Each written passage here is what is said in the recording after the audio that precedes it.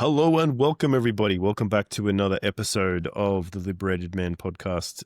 We have our lovely friend here, Mark McDonald, is back to talk about some very poignant topics around the masculinity crisis, meaning crisis, and transformation of what it means to be a man in the modern age. So thanks again for coming back, Mark. Great to see you again. So yeah, today I figured we could drop in a little bit more and be a little bit more educational, because what I really planned and would like to do with this particular conversation and with the theme of our work here is to, bring a bit of a broader context and maybe a bit of depth to these subject matters. I mean, yourself as a mental health professional, myself as a men's coach and lifestyle professional. So I think we both have some really interesting counterpoints to bring to this broader situation that a lot of men are dealing with these days. I agree. I do a lot of work with patients, and many of them are young men, and they're often struggling, and some are even, as you say, in crisis. So it's going to be valuable to have you here. So let's dive in and talk about that, actually. So one of the first things I think, what is actually going on with this crisis of masculinity that I think a lot of us are feeling these days? And oftentimes, men are looking for a solution to what they should be doing with their time and their energy.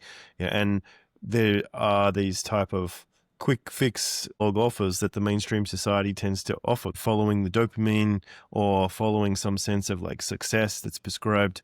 And it can be, quite a tension for men to work out how to manage themselves within these different offers and prescriptions of what it means to be a man.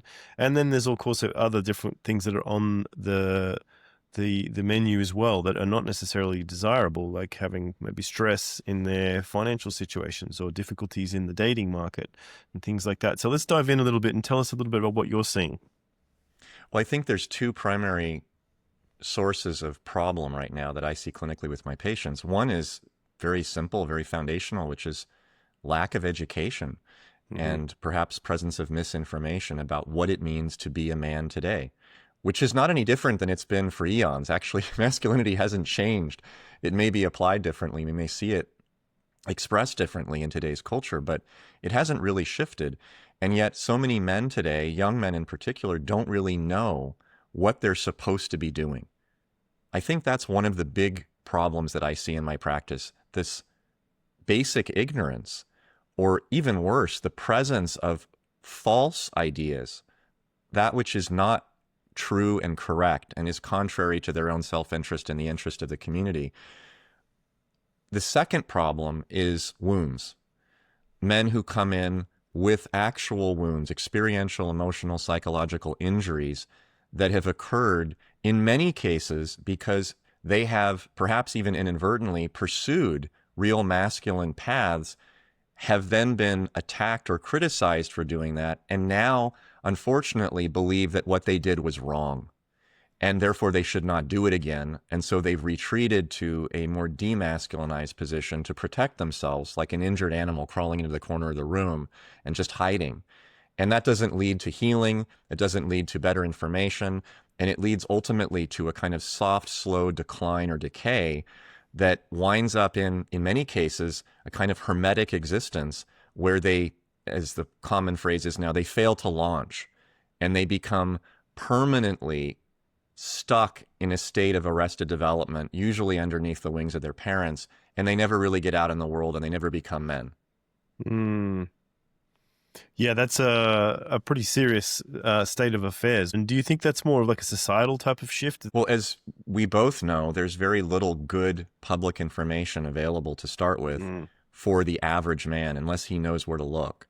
And there's a presence of what I call false information, really, coming from schools, media, politics, the social circles of what it means to be a man. And it's not accurate, and it doesn't serve the man, and it doesn't ultimately serve the woman either, his partner in love and life and romance. But it's popular because there has been a cultural or ideological shift away from supporting and advancing masculinity. I would say, in fact, that there's been a kind of tectonic, energetic redirect or rebalancing, off-balancing is probably a better word, towards the feminine.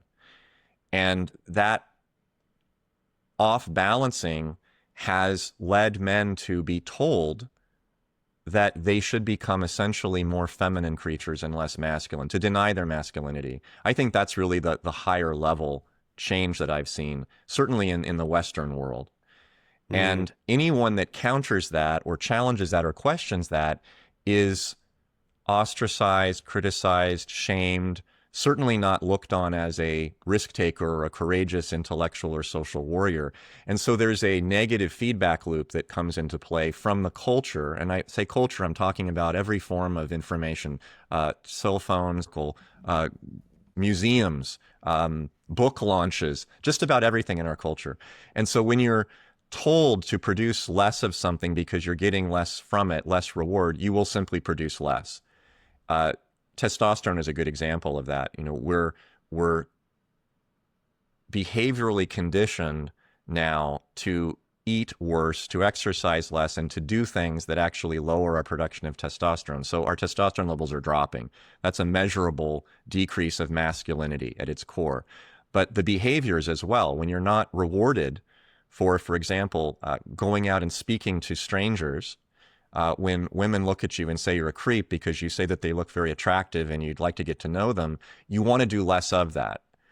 Even if at a core level, it actually benefits you and benefits the woman from being more socially adventurous. But if you're taught that that's a bad thing, you're going to want to do less of it, and you're going to find recourse in your social life to less fruitful pursuits, less masculine pursuits, such as going onto apps, such as using text messaging rather than your voice, such as playing video games, and you get your gratification in ways that I would say are objectively simply less masculine and also less beneficial to forming a social connection, building a community, and fostering a healthy society.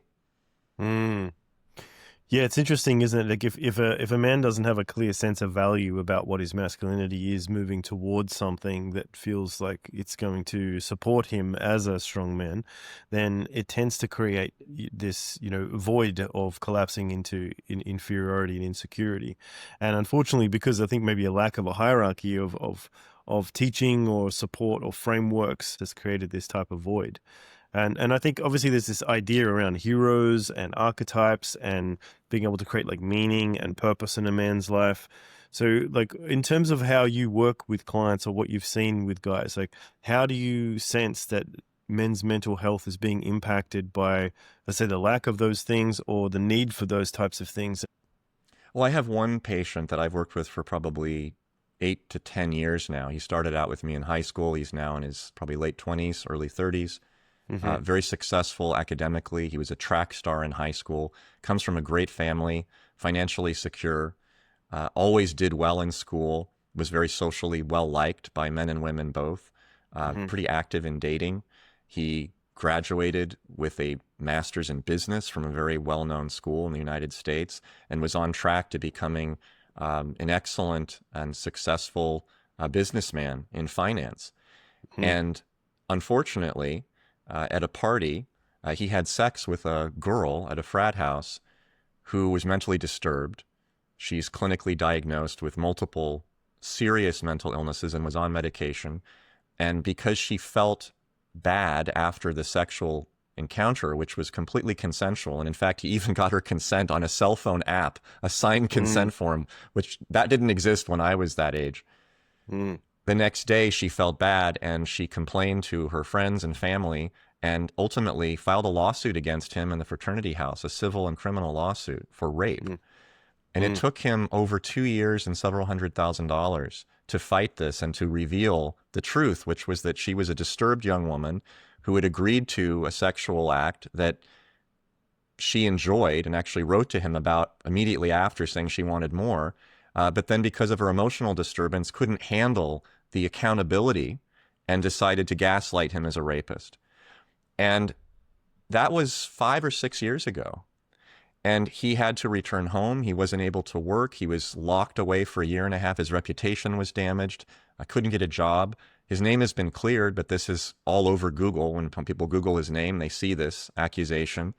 He became deathly afraid of women. He understandably no longer wants to date, although he desperately wants a woman in his life. He became alcoholic. He became basically binge drinking with friends to try to escape this this haunting ghost of his past. And then he started to black out, and he began to have fantasies during his blackouts that he had actually raped someone while he was in the state of loss of memory, and then became paranoid that he was going to be arrested for something he didn't even know he had done, but he imagined he had done while he had blacked out. And this kind of downward spiral continued for years and years. And he has yet to really largely come out of it. He's gained weight. He used to be in great shape. Now his testosterone levels have dropped. He's not in good shape anymore. He doesn't have a lot of male friends because he's not as fun. He's not as outgoing as he was. Certainly no women in his life. His parents are concerned. He went back to live with them and eventually got into his own apartment. But now he's alone all day, doesn't seem to have a lot of social life. And this is all due to not an organic problem of him or an actual mental illness that cropped up because of some chemical imbalance. It all occurred because of a personalized attack against him from a specific individual that was supported by our legal system, by the community at his university, by our culture. And even though he won the battle, the legal battle, this social battle and this emotional battle continue for him inside. And he doesn't really know how to overcome this new belief system that has been incorporated and inculcated inside of him, which is expressions of masculinity, especially sexual desire, pursuit of women, success in work and business, and being competitive and building your body up to be strong physically and imposing, that all of that is bad. That is not only undesirable, it actually is criminal. And no matter what I tell him, no matter how much I try to argue with evidence, it's so deep-rooted now that he can't overcome it. So he needs something more than just medication, more than just counseling, more than just therapy. He needs to completely retool his internal philosophy, which has been corrupted by the outside environment and is leading him down a path of real failure to not to launch, but actually to achieve his potential as a man. Well, that's quite a complex set of things that happened to him, it sounds like, but also not that different to what a lot of men, I think, are experiencing in some It's an other extreme shaping example of what many men are experiencing on a smaller scale day in and day out. Correct. Yeah. So this idea of like this becoming isolated or feeling disempowered, feeling hopeless, helpless, also not being able to enact or live out some levels of natural potential or tendencies for, feeling like someone who can have some freedom, some empowerment, some expression, some of those types of masculine traits that we've talked about before. And I think that, he could probably be a great candidate for someone who would really benefit from a strong, supportive type of transformative experience with a bit of ongoing kind of lifestyle solutions. We've talked about that in the past too, like this void that lives in society where men don't necessarily have like a base to be able to have those types of projects together, really. In my world, men come together because they do workshops, and that can be short sprints and short spikes. Now, there isn't a recent type of I guess, style of things that men are doing where they have what's called growth houses, or these experiences where they come together into small groups for a number of weeks or months at best, and then they can be like digital nomads or having a certain type of a lifestyle together that has a social aspect or a self-development aspect and a business aspect, for example. But when you're talking about guys like your client, which I also have with a lot of guys who have these types of situations where they feel trapped, or they feel like they're trying to run a business, or they're trying to handle, a dating life or a partner who's got toxic tendencies, the same kind of thing. And that's an ongoing thing. It's not so much that they got sort of caught up in a particular, altercation of some kind, but they just have an ongoing battle with difficulties with female psychology and their own psychology, learning how to get together. So I think the point is that, a lot of men are feeling this suffering, this pain of not knowing how to navigate the world as isolated entities, and then also being taught in many ways a false claim. I think you said this before, is that this sort of falsehood around like how the world should be and what they should expect. And in many ways, the promises of the modern culture and society for men are falling short. And then there's there's not really much there to catch them apart from a lot of these sort of more distractive band-aid pleasure-seeking types of behaviors, which are not going to really do much other than numb the person for a period of time, or to kind of go into these other more hyper sort of success pursuits, which is then more of a type of a competitive gauntlet of some kind. So it is a really interesting point, like, how to deal with this core meaning crisis that men have, and what's going on around that. So when I'd like to bounce off that a little bit, man, you've been in the game of mental health for a long time, and you've been through the clinical kind of focus, and then you've moved more into a holistic focus. So tell me a little bit about my treatment of people feeling wounded and hurt by society these days, and what can they do about it? Well, I used to believe that simply offering corrective information would be sufficient. It's not. You have to start with corrective information because you have to have a framework with which to have a conversation about the problem. Otherwise, there's no push point on which the patient can then use to climb up to a higher level of maturation and growth. However, in addition to corrective information, in my experience as a clinician, there must be a new action-based experience of reference experiences, basically, that are corrective as well. So in addition to having new corrective information, you have to have new corrective experiences, because those go beyond the conscious mind and they go into the unconscious. My background is analytic. In my original training in psychiatry, which of course starts with Freud and then moves up to some of the more postmodern analysts of the late 1900s, early 2000s. And one of the breakthroughs that Freud made is the discovery that we're largely controlled by what's in our unconscious mind. And simply put, what that means is what you're not thinking about. We can only think about what we can think about. We can only think about what's above the surface of the water that's in our conscious mind. And that's what cognitive behavioral therapy is all about. It's all about thinking about problems and trying to take corrective action. That's great if the problem is already above the surface of the water. If you know what it is that you need to change, then you just have to set up a plan of action and you change it. Very easy. But what if we're being controlled by beliefs, thoughts, certainly feelings that we can't actually think about, that are underneath the surface? Is corrective information sufficient to change that? Definitionally, no, it's not. It's like repainting the boat and putting on a new mast and a sail, but the problem is the keel is damaged. It's under the water. That's not going to solve the problem. You have to dive underneath the water. Well, how do you dive into the subconscious or the unconscious? Well, that's sort of the question of analysis that's been tried to find answers for the last 150, 200 years. I believe that outside of an analytic framework where you're working with a patient analytically, and I'm not even sure that that's a great solution anymore based on the last few years of my experience with patients, I believe that one of the most powerful tools is new reference experiences. Those can, in the moment, actually change your unconscious mind by taking action, having a different outcome. And then whatever you were not thinking about will then become thought about. It'll rise to the surface. And once it's up above the surface, kind of like a fish that's jumping out of water, now you have access to it. Now you can think about it. Now you can touch it, feel it, smell it, and you can do something with it. And that's when you're able to actually start to use corrective information in a more transformative way. Love that. Well, yeah, that brings it straight to the point, which is this about like being able to have a type of correct approach to the problem.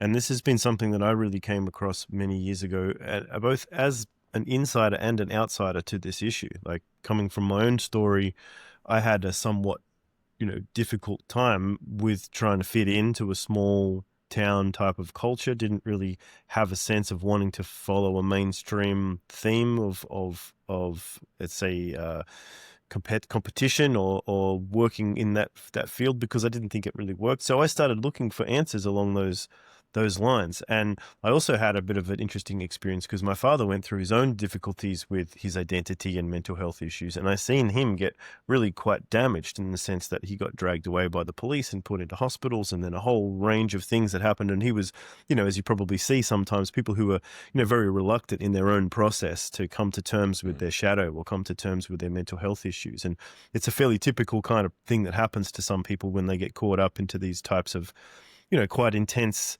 identity issues. But the point being, I was a young man. I was a boy growing up with that as part of my context. So what that put me into a scene of really trying to understand is, well, what can I do about that? And luckily, I had a big, broad mind and a lot of ideas, and I was brought up to be an open-minded person. So I wanted to see where I could take that if I started to pursue things like holistic thought and more of this type of integrative type of thinking. And back then, this was still early 2000s, it was getting more popular, but it wasn't as popular as it is today. And things like Chinese medicine or integrative thought or mind-body medicine, psychoneuroimmunology, these types of terms that we use these days, that was all sort of still pretty early days. And the point being that what you're pointing to, which I think is great, it needs to be something of an integrative approach. And I guess there's always been people who have been pioneers in the field, but they've often been like outcasts in their own way, or having a difficult time to fit into the mainstream of the type of core ideas of their particular sciences. I guess mostly because those sciences have a certain level of vested interest in keeping things kind of statistically bound within a certain realm. And it's one of those things that I found many years ago, not to say it's necessarily a bad thing. I think it's improved, but I always felt like there was much more to be gained by studying some of these more fringe techniques like hypnosis or neurolinguistics or embodiment techniques or breathing techniques.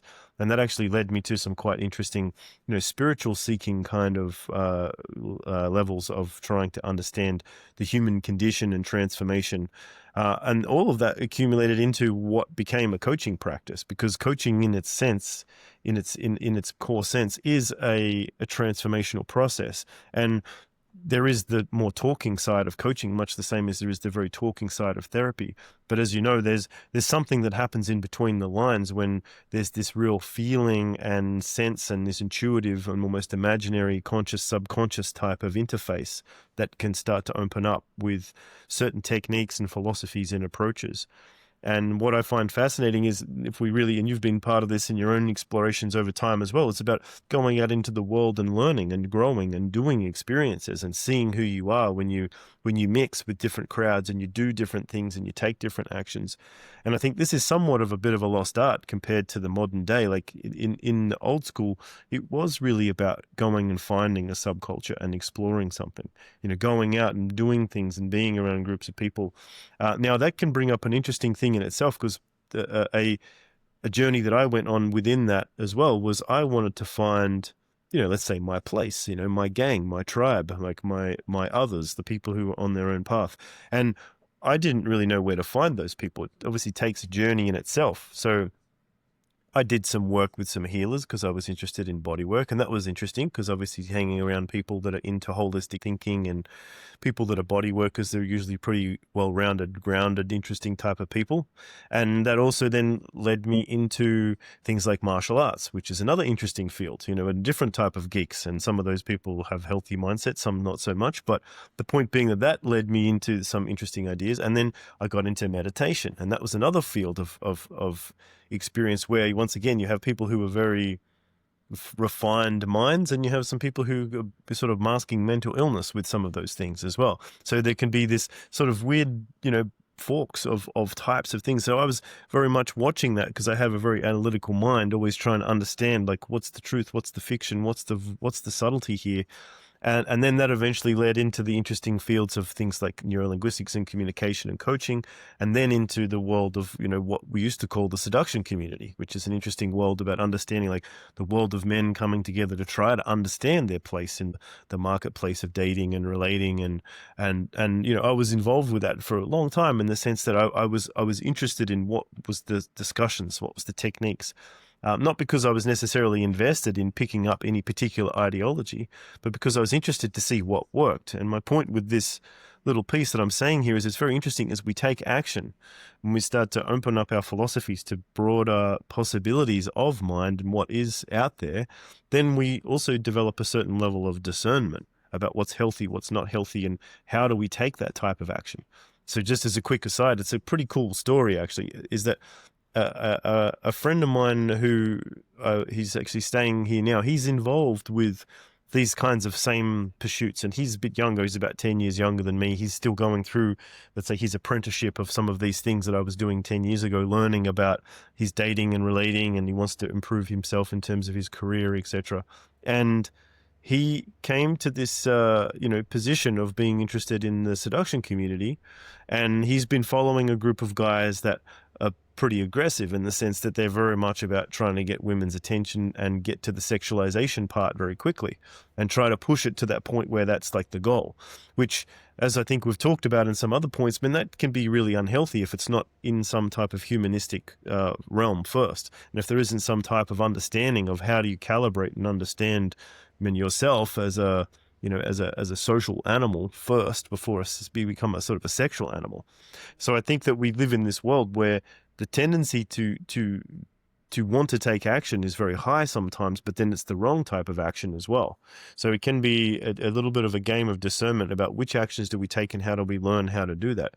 And bringing that into the focus is an interesting point of subjects as well. It's like, what do you think about, let's say, the journey of man in the modern times and how he needs to, first of all, get off his backside and get out there and do something that's going to be good, but then also to navigate this other next level of like, what does that look like in terms of morals and ethics or choices, etc.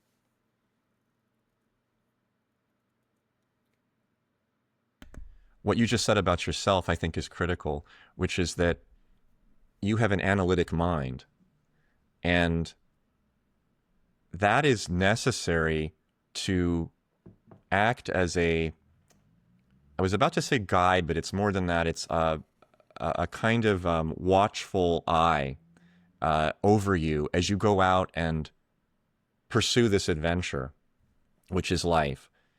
And I've seen that men who don't have an analytical mind will go out and take a lot of action, and they will get off their ass and they'll do stuff, but they won't be able to learn from it because they don't have discernment in the moment, and they don't have the post-event review capacity to ask themselves the pertinent questions of what did I do? What was the consequence? What worked? What didn't work? What can I do differently next time?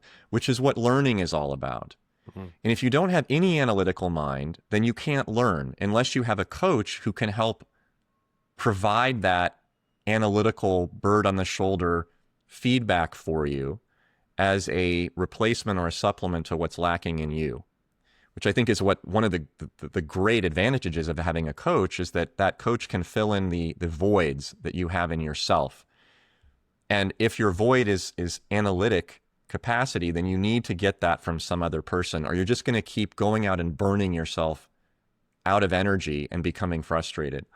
On the other hand, people who only have an analytic mind, they lack the ability to take action in many cases, or they take action so indiscriminately and with such poor calibration that they end up failing in almost every case, and then they overanalyze because they don't have enough experience to use to create a good conclusion, and then they form a whole treatise about what they should and shouldn't do because of one moment in time, which may have just been a fluke. It may have been, the rain fell, and then they concluded that they can't go out because it's always wet. That's just not, it's not rational, but it sounds like something maybe a computer conclusion would reach because it only has an n of 1.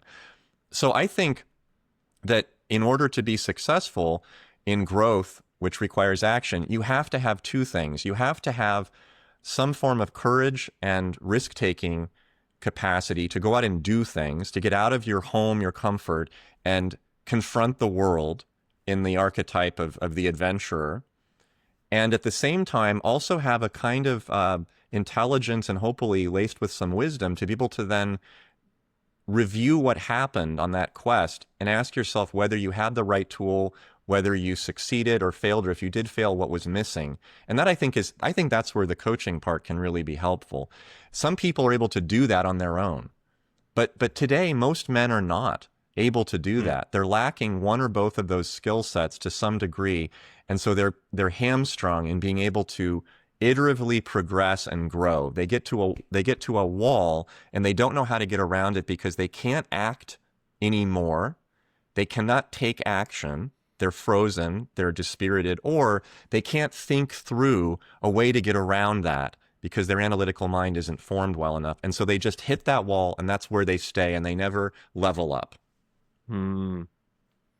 Interesting. Yeah. Well, then it comes back to that whole idea about having the right types of containment, right? And maybe capability layers. Like, so how do we learn capabilities and what can we do to do that? And that's something that I'm very deeply interested in. Like, how can I help and what can I do? And also, what can I do for myself to be able to develop new capability layers in a world that is constantly calling for new adaptation?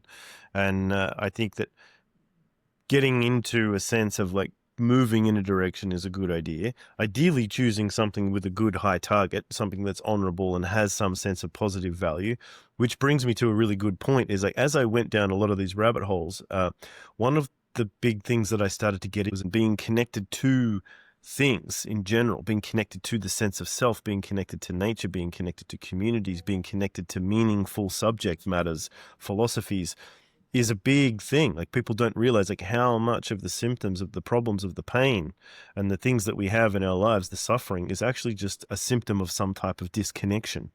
And one of the core things that I really realized, and I think this goes to a very powerful root that men can take and use, is that at our heart of hearts, we're all wild creatures.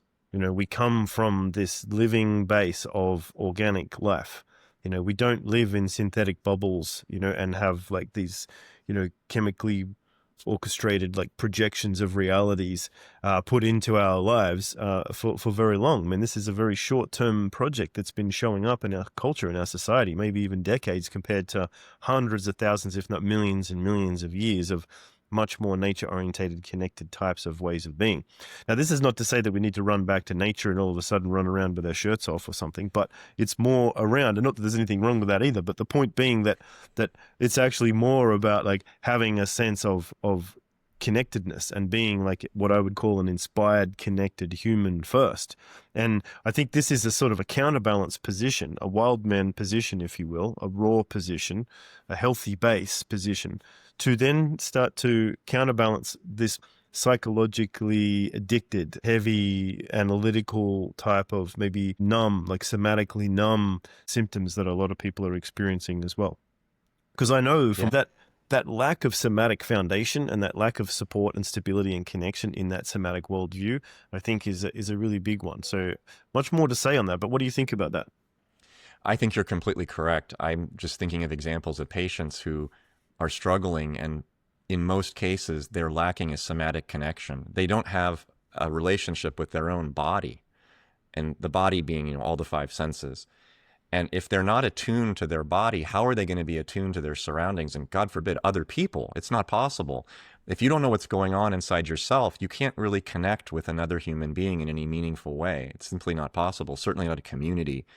It all starts from the self and the beginning of the somatic awareness to then move beyond. I mean, babies, you know, when they're born, they're only able to assess temperature, immediate physical pain, hunger.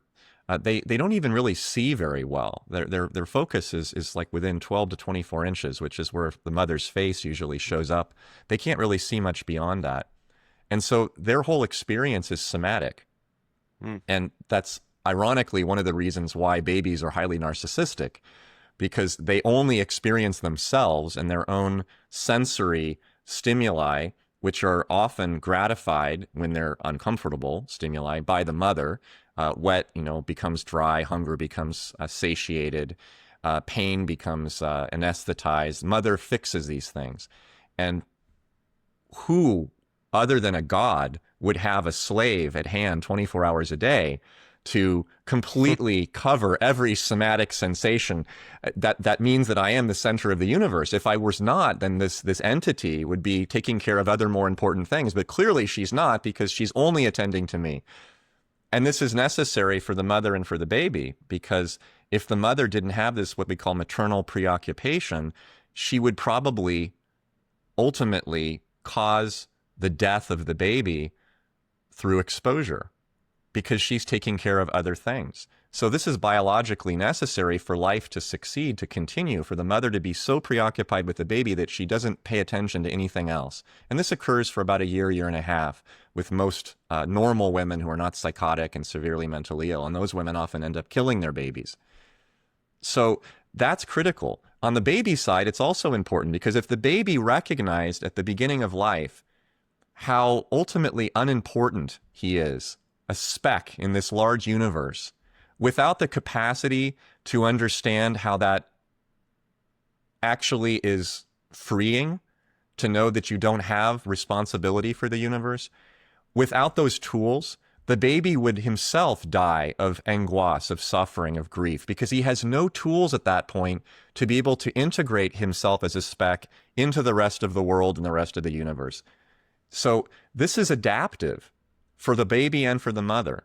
The problem becomes, ultimately, if the mother can't release this preoccupation and becomes suffocating for the rest of the maturation period of the child and becomes so overbearing that the child never really develops independence, that's horrible. Or if the baby grows up never really losing the narcissism, the primary narcissism, and then grows up, and unfortunately this is happening a lot because of our cell phones and social media, the media supplanting the mother and becoming like an externalized mother voice, especially for young girls, sending in information all day long. You are so important. You just got 100,000 likes off of your reel on Instagram. Then those young people never really start to recognize that, A, they're not actually the center of the universe or the cell phone, but B, that doesn't matter, because that means that you can be helpful and growth-oriented to all these other people and form these connections and communities. You're part of a larger structure. That's what makes life so wonderful. You're not God. What a horrible responsibility it would be if you thought that you were God, responsible for everything. You're not. You're responsible for yourself and for doing good. So I think that the idea of connections is based on the premise that you are one link in this larger chain. And that only works positively if you feel a sense of empowerment, of agency, of the capacity to offer something to the rest of the community. And if you don't feel that, if you don't see that you have accomplishments that you can provide and share with others, then what's the point of making any connections? You're a loser. You're useless. You're a parasite. Nobody's going to like you. You're not good enough. Women think you're shit. Bosses think you're lazy. You don't have any skill set. You can't produce for them.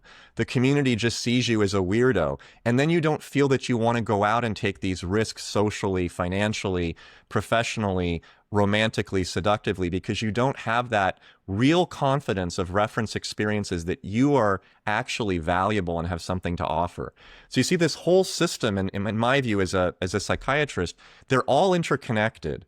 The egotism and the narcissism dropping off through growth and development as the mother recedes into the background.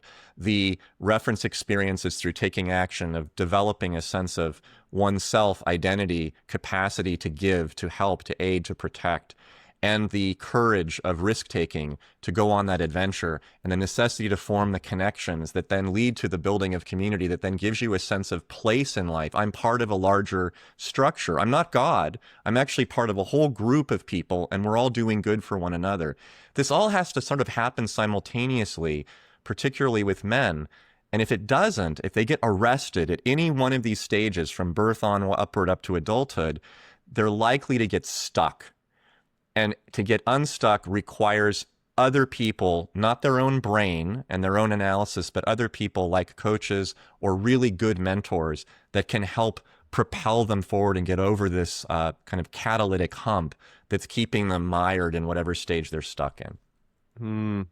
Well, it makes perfect sense. I mean, you look at nature, once again, go back to some of the things I was talking about before, like humans have always been involved with some type of group, collaborative, cooperative worldviews.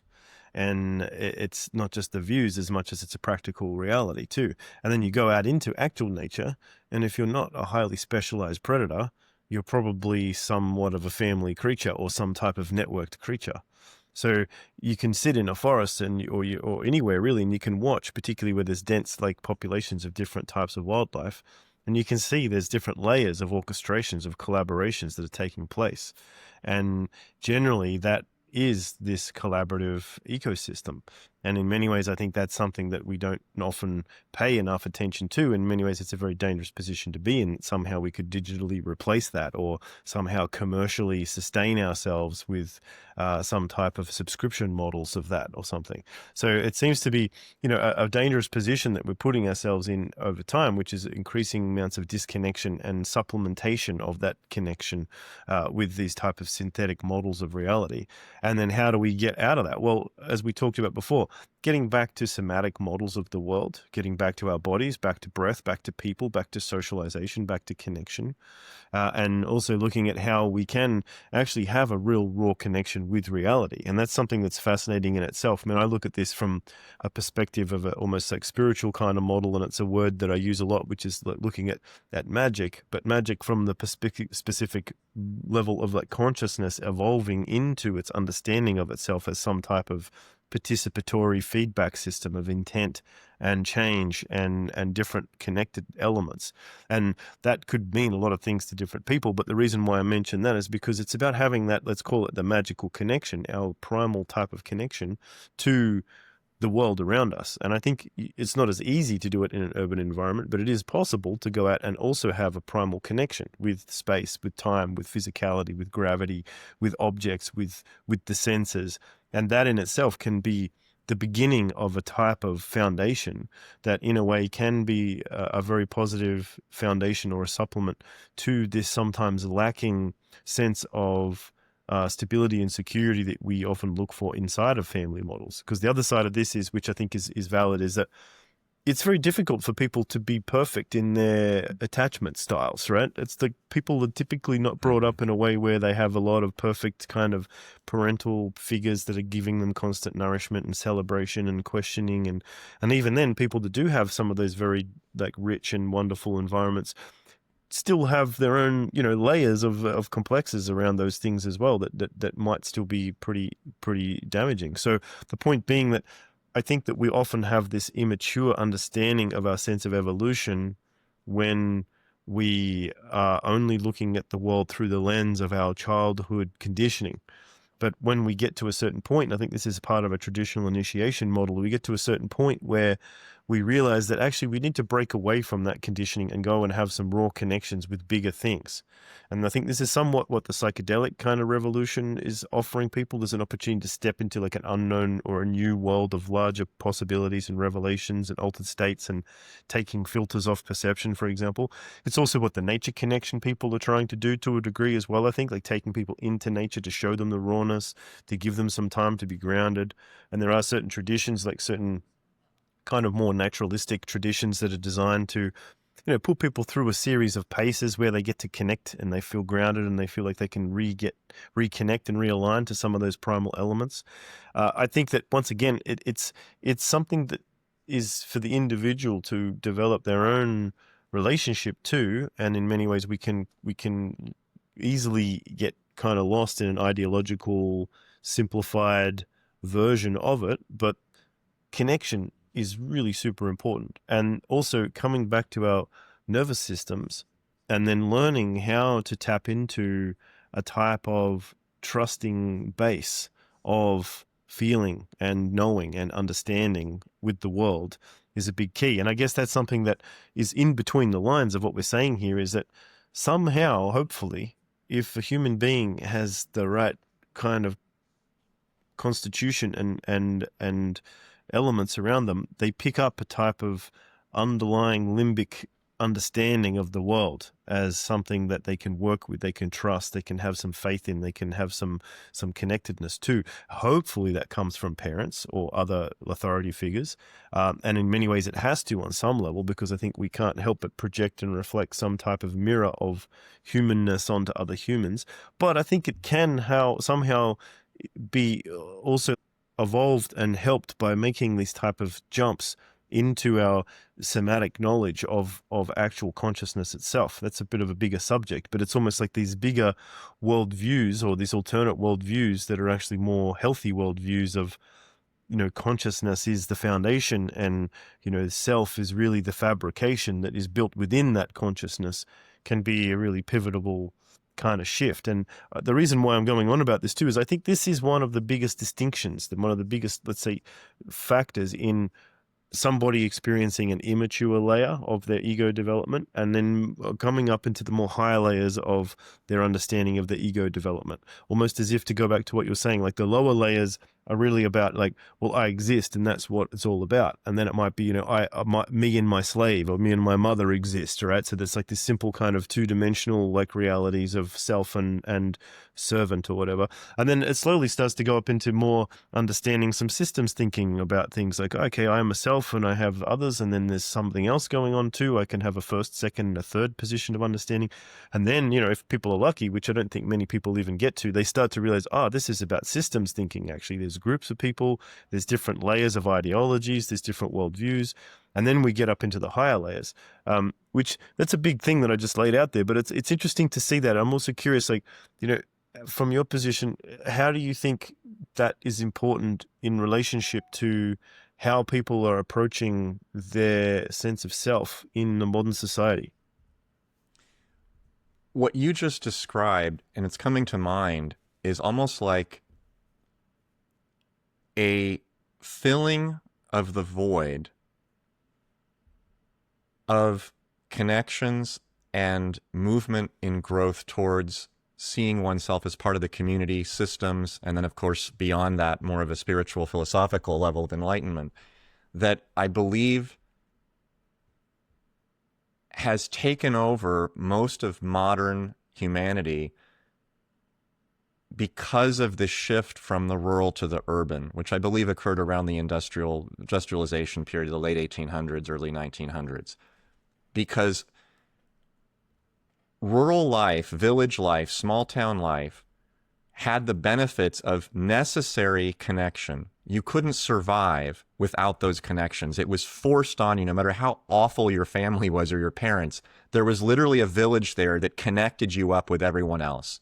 That was the advantage of that life. The disadvantage, as you described from your own life growing up, and many other people have this concern, which is reasonable, is constraint in being able to forge one's own identity. You're connected, but you're also identified and defined by the others, not by yourself. You might be defined as the carpenter or the blacksmith or the farmer. Why? Because your father was, and therefore you're going to be that person. Well, what if I want to be a horse trainer? No, that's not possible. You're the blacksmith. And in Poland, I know, a lot of the names, the family names, are actually names that define their occupation. The ancient words in Polish, the Slavic words for farmer or blacksmith or glass blower, that actually is their last name. Blacksmith, smith. In Polish, that's very common. And a lot of people, understandably, after the Industrial Revolution, they fled that because they wanted to forge their own identity. So they went to the big city. Now we have cities. We can escape all these constraints of this forced identity, which we don't feel is correct because we're not our father's son. We are biologically, but we're someone else. So now you have this huge, massive shift from identity and connection culture to disconnection culture, where we can forge our own identities. We can be whatever we want. We can move from Dubuque to Los Angeles, and in one flight, overnight, we are a blank slate. We can present ourselves as anyone we want to be. What freedom that is. Well, yeah, it's very free. It's very lacking in constraint. It's also terrifying. It's also a path towards complete disconnection because, by definition, you have no connections when you land. You're just there. You have maybe a piece of paper in your wallet for an agent that might be able to get you a part in Hollywood, and that's the only connection you have. Well, now you've got to build up all those connections. How do you do that? It's not easy to do, particularly if you don't have that somatic awareness, if you're not actually connected with your body, if you don't understand how to be alone and meditate, all these basic things you're talking about. So I think that this crisis of connections is actually very logical and rational, because we created this in the way that we shifted our world from a rural village oriented society to a city urban one about 100, 150 years ago. And I think it's become worse more recently because families have spread and split apart. We have a lot of single parent households. So the parents, as you said, which are the critical starting point outside of a village, in a city, an urban environment, for children to grow and develop some sense of cohesiveness, those family structures are largely absent now in urban America. And second, we have all of these disembodied, dopamine rushing, drug addicted little snippets of candy in our pockets in the way of our cell phones and our screens that pull us away from building the connections that we need. So you don't have family to start with. And as you get older, you have the cell phones and you have all this virtual life, and you're in an urban environment which doesn't foster connections to begin with. Well, you're very free, but you're also very burdened by the whole responsibility that you have to take on yourself. The village isn't doing it for you anymore. The parents aren't doing it for you anymore, to figure out how to build those connections. And if you don't do it properly, you're not able to, or you refuse to, then you're going to suffer a huge arrest of your development. You're going to suffer mental health issues, primarily anxiety and depression, perhaps drug use, alcoholism, different forms of addiction, porn, gaming, OnlyFans if you're a girl. And you're going to go down a path of likely pursuit of comfort and hedonism as opposed to personal growth. And you're not going to have the connections you need to then keep leveling yourself up. That's what came to mind as you're talking, from a psychological and a kind of historical overview of how the hell did we get to this place and why would we want to be here? Well, we want our freedom. We want to be able to identify as we wish, as we should. But in exchange, we had to give something up, which was that toolbox that was pre-made for us, the structure and the tools of having the connections and the identity that was so much easier in a way, even though it was constraining 150 years ago. Yeah, I think that's a great point. And obviously our self-worth and our purpose was very much defined by environmental conditions. Exactly. And just the need to survive, and also the specializations of tribal knowledge. It's like if you had a dad who knew stuff and uncle that knew stuff, and that was your family line and that was your lineage, then it made sense you guys would specialize in that way. But even then, that's still a pretty small scope, because I guess at some point, probably not that long ago, if we go back probably 1,000 years or something, it probably would have been even more, basic, and people would be more generalists in basic terms, in the sense that we'd be just able to be skilled at doing the basic things that we needed to do. And that goes back to almost some type of like hunter foraging kind of style of being, or indigenous kind of way of seeing the world as well. That's an interesting point, Shae, because it's almost like we went from hyper generality 1,000 or so plus years ago to hyper specialization once we developed the sort of agrarian, small village, small town, nation state period up until 150 years ago. And now we've kind of gone back to just everything is open and you just sort of figure it out on your own. You're a generalist again until you define yourself. We've kind of gone this full circle, except as we've come around to the beginning of the circle, what we've lost is the connections. We don't have the connections anymore. And we need that in order to develop our own identity and our own specialized skill set, which we used to just sort of have handed to us by our fathers for a brief period in between the interregnum between tribal and modern society. I think it's a very interesting point. It's almost like we're entered into a new type of mytho spiritual individualistic kind of jungle of the world, and it's not like we've gone into the type of proto dream time that we had before our culture, but we are now entering into this kind of hyper dream time with all types of different like specializations and ideas and things. But nonetheless, I think within that, which is a very rich and amazing potential, it doesn't really have any effectiveness. It doesn't have any like ability to be grounded if it doesn't have some counterposition of a lens of human grounded presence. And we could then say a sense of human beingness that is based on some fundamental truths, and fundamental truths are things like, being able to pay attention to the basic goodness of existence, pay attention to having some sense of goodwill towards others, because in some sense that's a collaborative worldview. That's a survival strategy that actually prevails, and that's why in some sense, hopefully, free cultures, democracies, free thinking people, like evolutionary sort of desires to be people who can have our potentials fulfilled, are better than more dictatorial, limited, kind of like boxed in, programmed, kind of conditioned realities. So it makes sense. I also like this idea of like pendulums, different things that pendulate over time, and we go from one side of the cycle to the next, or some type of like, spiraling type of dynamic of things. The point being, though, to kind of put a few things into perspective here, because we've covered so much, is like, I think that as men face the crisis of what's going on, see the complexity of the society that they're dealing with, and then start to turn the focus of their intent and their capability back to some sense of sovereignty, back to some sense of worth, some sense of embodiment and somatic well-being. And in some sense, these kind of Chad cultures have got some parts of it right. Focusing on the body, focusing on getting more masculine, focusing on becoming more determined, focusing on becoming more effective, more competitive. I mean, they're better survival strategies than becoming numb and becoming depleted and becoming weak and becoming irrelevant. But having said that, we've got to be careful with these ideologies, because then it might go into certain other levels where people get caught up into different worldviews as well. So, I mean, I'm a very big firm believer that it's important to be free from any one particular ideology, and in many ways be smart about how you're taking the principles to serve your ultimate truth, which is your own individualistic position.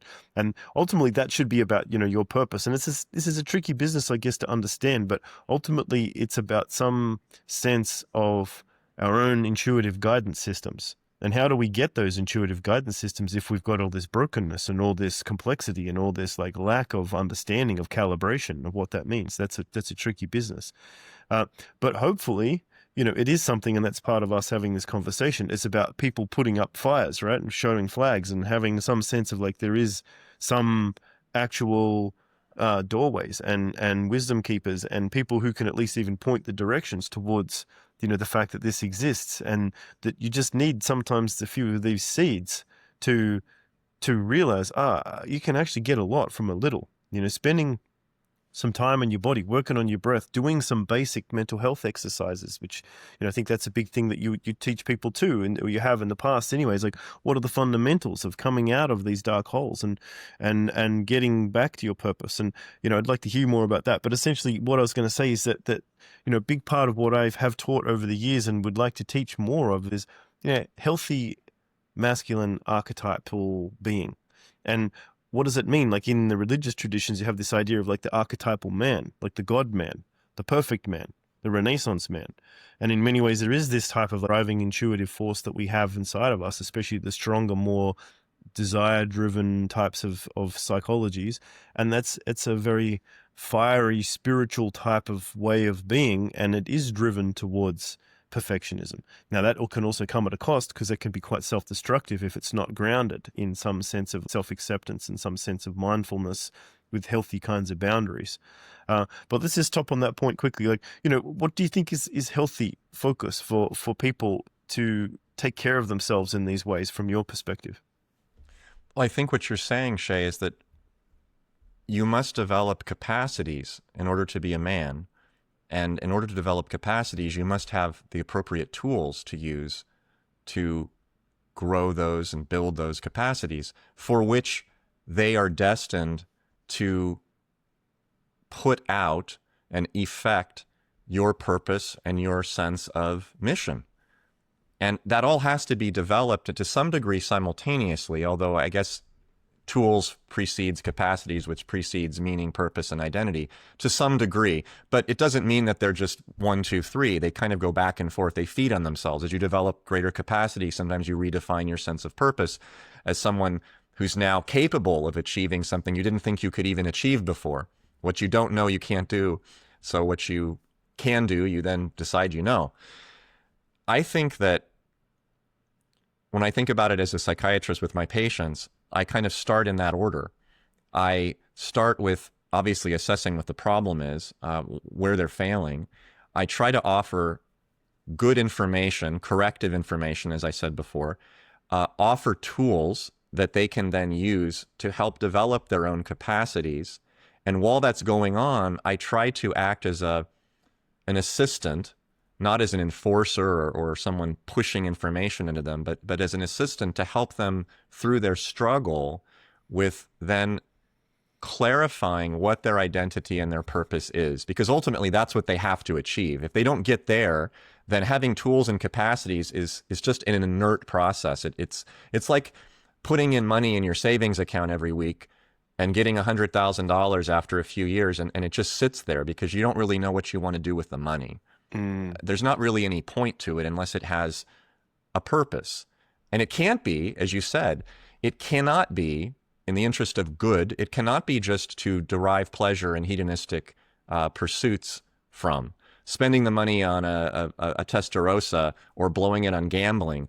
Well, that is a purpose, that is an identity, but I wouldn't consider it to be healthy because it's not growth oriented. So within this whole structure that I just described, I think, and this is very hard to define because it's very subjective in some ways, but I think, if you look at just Western ethics and philosophy, you think of, like as a basic example, the Bible's 10 Commandments as a sort of structural law of what we should and shouldn't be doing. If you are oriented towards a virtuous ethical pursuit of some sort, and you use that to guide your development of identity and purpose and mission, then you're more likely than not to use what you've developed for something that is growth-oriented for you and for the community, which is not hedonistic and not narcissistic.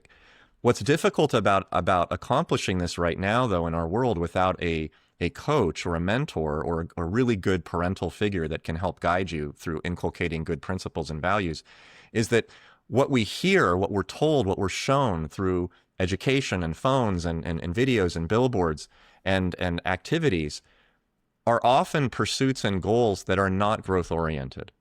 They are dopamine-oriented. They're hedonistic, short-term, pleasure-filled, and often they're actually rather destructive. So even if you develop good tools, you develop good capacities, you become, like I was talking about earlier, the Jack Donovan Way of Men model, the capacity to be physically strong, courageous, honorable, and master of many skills. The Renaissance man, as you said, and the protector. Even if you've succeeded in developing all of those capacities and you're doing really well, you still may end up failing if you don't use them for good. If you become like there's always a shadow side of every archetype, right? So you can be a paladin, a knight, saving the village, or you can become a godfather gangster. They both have the same qualities. They're both strong, they're courageous, they've mastered skills. They have honor. The godfather has honor. He demands honor to the family, but he's not really doing good for the community. He's actually just a parasite, and he's using force and coercion, fear, intimidation to get his way. That's not really truly honorable in a higher level. And unfortunately, I think a lot of men today are, and this is true for women in a different sense, but for men today, men are not shown good examples of how to use their masculine capacities. And in fact, they're even told, well, those capacities are by their very nature bad. So physical strength, honor, courage, and mastery, that's not only can you not use that for good, by having those very capacities, you're already a bad person. How confusing is that for a young man to say, no, actually, you should be physically weak. You shouldn't take risks. Don't try to stand up for things because that's really argumentative and it makes people feel very uncomfortable and unsafe. And there really isn't anything to honor except the political state that you must be aligned with in your local town. That's a terrible teaching, and that's what a lot of men are growing up learning. So when I help someone in my office, I have to go almost grind down to the foundation and ask, well, what are your actual core beliefs? If your core beliefs are masculinity is toxic, there's nothing we can do in building up capacities and giving you tools until we actually realign your belief system, with something that I believe is actually more accurate to reality and can achieve something that's more purposeful.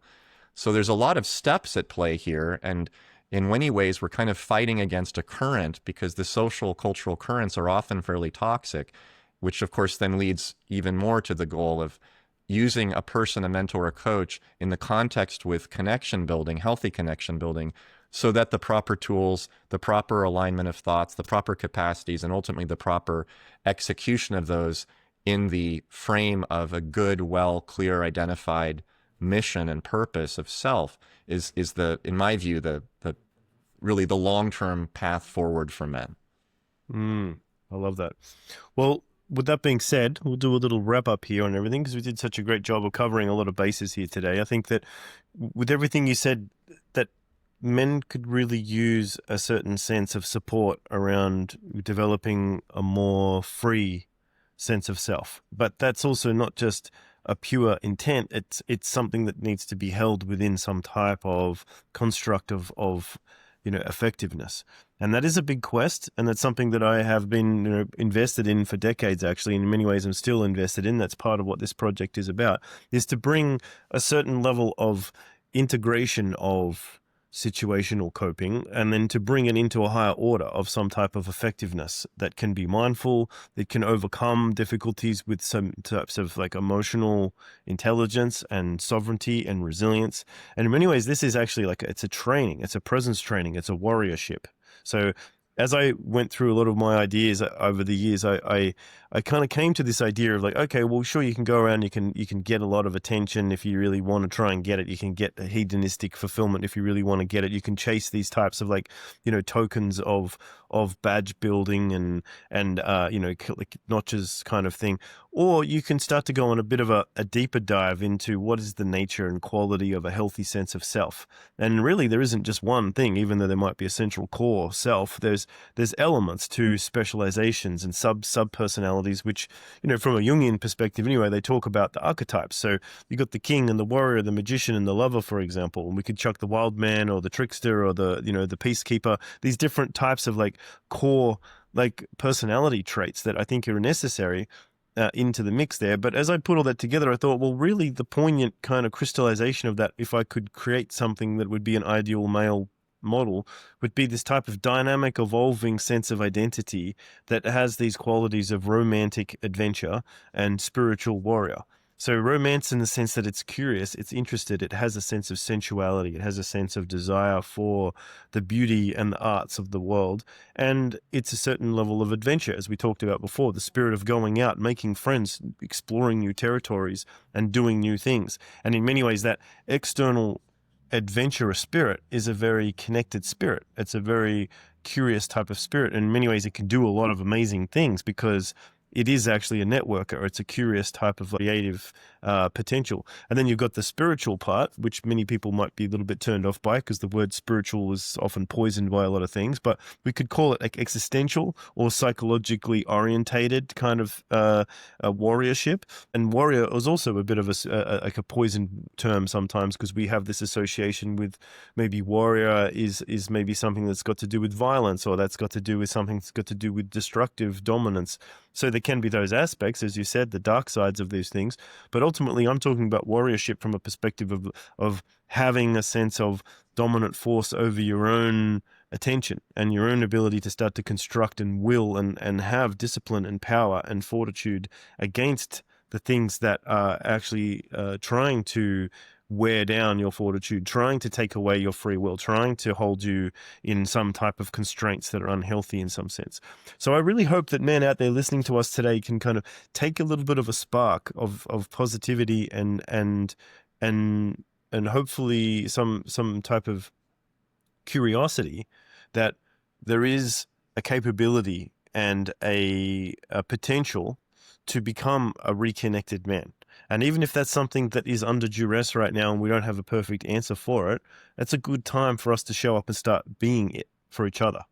And it's a great time for us to start speaking it into existence, creating it into existence, and really just shining into that archetype a little bit more for the rest of the world to see. Because in many ways, I think we strengthen each other through this type of lighthouse effect sometimes.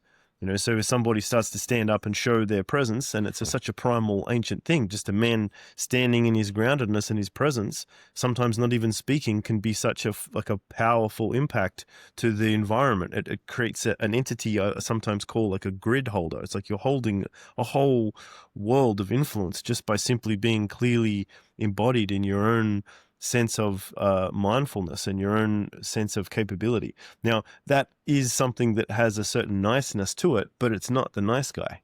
It has a certain like softness in its capabilities, and it's compassionate and it's caring, especially towards children and women in general, because they are beings that need to be supported inside of our society. And what's the purpose of being strong and being capable and being intelligent if you're not going to do something good with that for the betterment of these other beings that ideally, hopefully, are going to be of benefit to you and to the world and to everybody else as well. So I think this subtle underlying intent that we all can choose to invest in, which is really what we could call our will, our intent to have better futures, better relationships, healthy children, healthy women, is something that we should be aiming for. And even if it's a tough time, and in many ways it's part of our role to speak about that stuff and to bring it to light as well.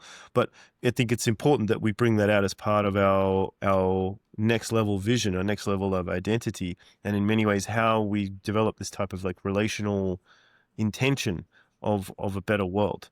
So with that being said, like I just wanted to, put that out there for everybody. So if they're interested in wanting to go deeper down these rabbit holes, by all means, share these ideas around. And you can check out Mark's work. He's done a great body of work over time. He does it on a regular basis. He's very invested in this and wants to help to see a better world and to keep people open-minded and free. And same, you can come and check out my work, and we can do more of that. And do you want to share anything else as a sort of ending note here for us today, Mark? Start with curiosity. That doesn't cost you anything. It's not risky. It's not dangerous. It doesn't even really take a lot of courage. It just takes an intention. And curiosity can then often pull in a lot of other wonderful things and start you down a path of growth. So the fact that you use that word, I think, is important for me anyway to end on, because I find that that's often the starting point of everything good that follows. Wonderful. Well, thanks again for everybody who's taken part in this. Thanks for the support. And thank you, Mark, for being here and providing such a wonderful container for me to share this as well. And we'll see each other in the future. Sounds good. Okay. Thanks, everybody, and have a great time. And we'll see you guys in the next episode.